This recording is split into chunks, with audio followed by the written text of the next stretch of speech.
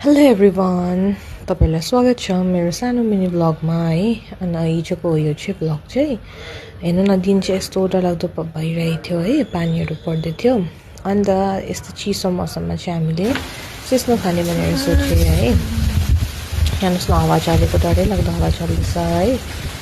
अन्त अब चाहिँ हामी यहाँनिर सिस्नो बनाउनु लागेको।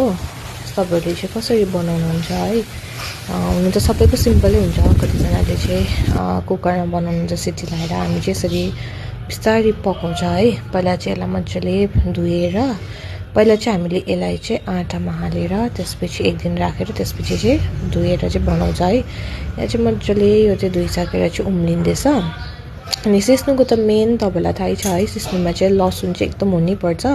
त्यही भएर चाहिँ यहाँ चाहिँ हामीले चाहिँ अलिकति उयो पाकिसकेर चाहिँ माथिबाट लसुन हाल्यो है। लसुन चाहिँ मोस्ट इम्पोर्टेन्ट हो है, लसुन बिना चाहिँ मिठो हुँदैन है। अनि तपाईँले आलु पनि म्यास गरेर चाहिँ हाल्नु सक्नुहुन्छ, यसमा चाहिँ मिठो हुन्छ। तर हामीले चाहिँ यसमा चाहिँ हालेको छुइनँ है।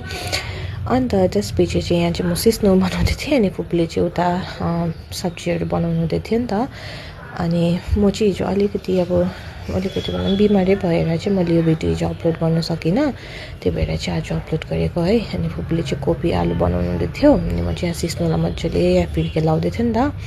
र लास्टमा चाहिँ हामीले नुनहरू हालेर चाहिँ अब अलमोस्ट पाकि नै सकेको थियो है।